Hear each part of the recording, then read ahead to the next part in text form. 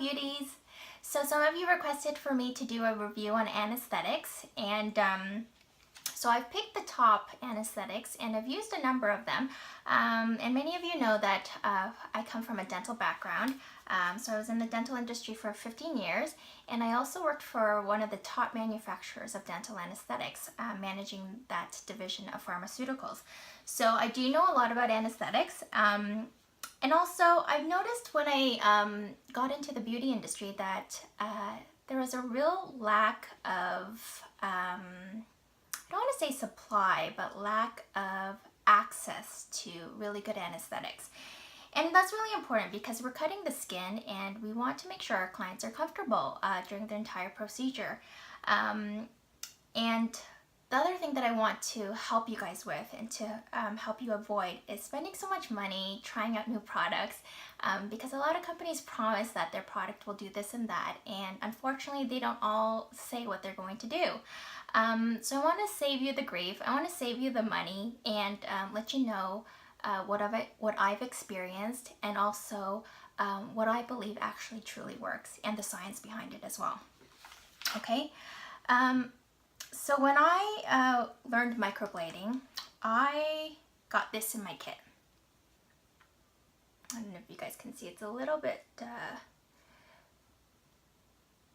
blurry. So can you see that? I hope it can focus. So this is the HDI Brow Numbing Cream. It says it's 5% lidocaine, and you're supposed to apply this for 25 minutes onto the skin prior to microblading. And look how tiny this tube is. Like, it's the size of one of my fingers. It's so tiny. So how many times can you actually use this?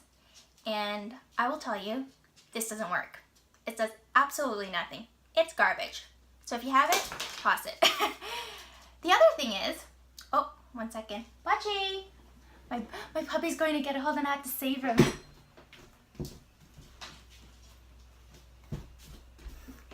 Can't have my puppy eating this or he'll die. Okay, so while I've been searching for the best anesthetics in the beauty industry, I've also tried Zensa. This is a really popular one. Most of you have probably heard of this, Zensa. So Zensa is a 5% lidocaine cream, and this is used widely throughout the beauty industry. I find this is actually quite effective. Not so much for eyebrows, but if you're doing lips, permanent makeup on lips or eyeliner, I find that this works really well. And it's a really liquidy, creamy consistency. So it's really easy to wipe off, and I find that this is a really good solution for lips and eyeliner. Not so much for eyebrows, because I find it still doesn't numb the areas enough to make the client completely comfortable throughout the procedure. Okay, I've also tried Mr. Numb, which is really popular and widely used in the tattoo industry. So Mr. Numb is similar, and the sizes are similar to the Zensa. It's also a 5% lidocaine. Okay, and now I'm going to compare the size of these to the Dinky HDI. See how small that is? And look, these tubes are much fatter than the HDI as well. So the Mr. Numb is a 5% lidocaine. So this works very similar to the Zensa, but I'm not sure exactly what else is in the Dr. Numb because it's not listed. But I have found that when I've used this on some of my clients, that it's caused their skin to become very patchy looking. And that happens when you put anesthetic on, but I don't get that with the Zensa. So that's the only thing. Because after they leave your chair, their skin might look a little bit patchy, like splotchy.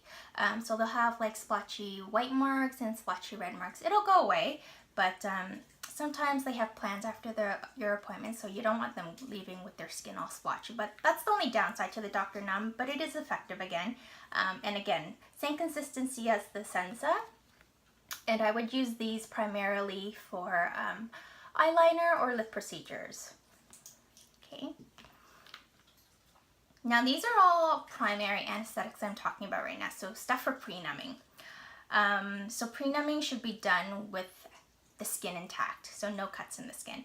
I know some people break the skin before pre-numbing, but I don't recommend that, and I'll talk a little bit more about why.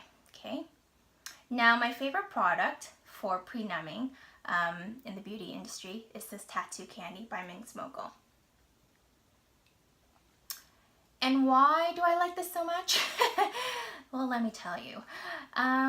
Take a look. So this comes in a very creamy, tacky consistency. So it's not as liquidy as the Zensa or Dr Numb. And I usually use a popsicle stick, a disposable popsicle stick, just to take some out. And then I never cross-contaminate whatsoever. And literally, I use about a pea-size amount for every client. Maybe a little bit more if they have a larger brow area. You do need more if they have a lot of brow hair, because the brow hair tends to catch a lot of the tattoo candy. But this is also a 5% lidocaine, but it also has 20% benzocaine and 4% tetracaine. And the reason why this is so effective compared to the Zensa and the Dr Numb is because of the consistency. Number one, it's much, much thicker. And number two, it has the combination of the benzocaine and the tetracaine. Now, if any of you have ever gone to the dentist and had a cavity or a root canal or any sort of surgery, they usually do provide you with a topical anesthetic before they inject the needle, which is the actual real anesthetic. So, and what the dental topical anesthetic consists of is 20% benzocaine, and that's really effective. And usually you have to leave it on the gums for about 2 minutes or so to numb the area, so you don't feel the injection site or the needle going into the injection site. Mind you, the mucosa in the gingiva or in the mouth is much, much, much, much thinner than the face. So we're talking like much, much thinner, and it absorbs so much faster in the mouth than it actually does on the skin. So you have to keep this on. It says for about 15 minutes, but I keep it on for 20 minutes. And I find sometimes when I keep it on for 15 minutes, people still feel it a little bit, so I keep it on for a full 20, and they're very comfortable. And sometimes people don't even feel that I'm working at all. A lot of times it's because they hear the sound, that's when they realize that I've started working. I had one lady, I was like halfway through, and she's like, "Have you started?" I'm like, "Yeah, I'm almost done." So this is pretty awesome. So again, it has 5% lidocaine, the 20% benzocaine, which is very similar to the dental anesthetic, and 4% tetracaine.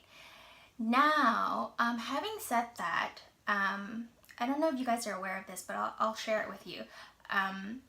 Topical anesthetics, they shouldn't be applied to broken skin because it's not in a liquid form. And if it's not in a liquid form and you apply or inject it into broken skin, it's really dangerous because topicals can be very toxic.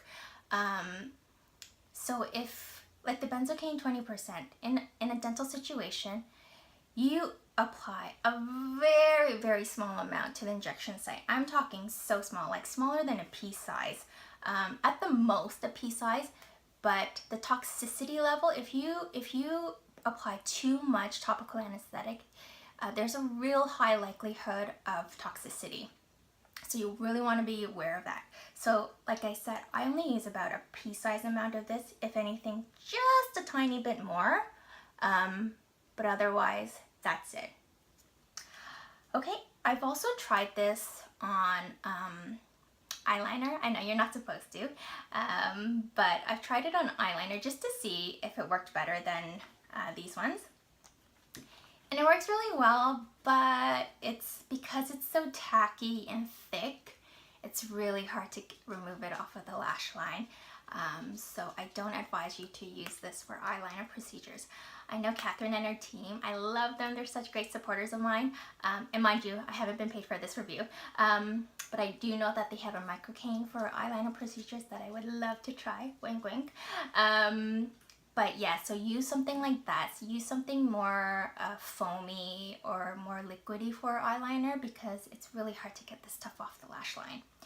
Okay, so these are for these are all the primary anesthetics that I've used. So for pre-numbing on intact skin, so the Dr. Numb, the Zensa, the HDI, and the Tattoo Candy. My #1 favorite, Tattoo Candy, 100% from Minx Mogul for eyebrows. And then for lips or eyeliner, the Zensa or the Dr. Numb. Okay? And then of course the microcane, if I ever get to try that. Now for secondary anesthetics. Why is secondary anesthetic so important? So you need a secondary anesthetic once the skin is actually broken. And this gives you a longer duration of anesthesia for the client to be very comfortable. Okay, so pre-numbing doesn't last as long, so topicals don't last as long as your secondary anesthetics. Okay, now I usually apply my secondary anesthetics after each pass. So once I've made my cuts and I've made my passes, I apply the pigment to make sure the pigment gets inserted into all the cuts, and then right on top of that I apply my secondary anesthetic. Okay, so I got this when I was trained, and you can see that I did not use much of it. I've actually just been using it just for experimenting in the last month. So the HDI, this is also supposed to be 5% lidocaine, 2% tetracaine, and it says 0.02 epinephrine. This again did nothing, does not work. I feel so bad for my first clients that I used this on because they were in pain. Oh my god, I feel so bad. And I was like, what the heck is this? I paid for my kit to be fully loaded with great products. And that is the most frustrating thing about some of these training institutions. Like, they promise all these things, and really do your research, because when I was looking for microblading training, there wasn't much available. Now there's so many trainers out there. And make sure you do your research, because you want to make sure, well, first, check their references. Make sure they're actually a legit educator. And thirdly, make sure that you're going to get good products, because you're spending a lot of money on your training, and they always promise a kit, but then they give you the worst products to work with, like this. Okay, so this does nothing. So don't get this. Another one that I've been using, the Tattoo Candy Gel. So this is my favorite secondary anesthetic. And again from Minx Mogul, so Catherine and her team. So this is 5% lidocaine, 2% 5% lidocaine, 2% tetracaine, and 0.2% epinephrine. Exactly the same components and active ingredients as this one. And they're all similar. Like Blue Gel will say the same thing, and there's a lot out there, but they all say the same ingredients. But this one actually works. This one works. So if you're going to spend your money on any anesthetics and you want to make sure that the company is promising that the product actually works, go for this one. Do not spend your money on this. Go for this. Now, I know there's a lot out there, but because these work, I really don't change, because, like, why go into something else if you know something works, right? Because I might potentially just be spending money again and being really disappointed on spending a lot of money, because anesthetics are not cheap. They're a lot of where our costs go, and we use them all the time. So I've gone through so many of these and so many of these. So I stick to them because I know they work and I know they're great. I also love Catherine and her team, and their customer service is amazing. So these are awesome. And having epinephrine is important. You guys know why epinephrine is important. So epinephrine in your anesthetics is important. Because it causes vasoconstriction to stop the blood vessels and constrict the blood vessels, so that it's sort of like a hemostatic agent, so the blood doesn't gush everywhere. Okay. And mind you, you will have some clients who have certain skin types where they bleed easily. But majority of the time, if you're microblading and going to the proper depth, your client shouldn't bleed too much unless you're really, really going in deeper than you should. Okay. Another secret weapon that I have, and only because I have access to this, because I have a license and I am able to order, is actual real gel dental topical anesthetic. So this is a 5% lidocaine and 2.5% prilocaine mix, and I also use this as well. This is really effective, but again, very expensive. And I know a lot of you guys don't have access to this, but I just wanted to mention that in case some of you did have access to it. Yeah, so those are it for the primary.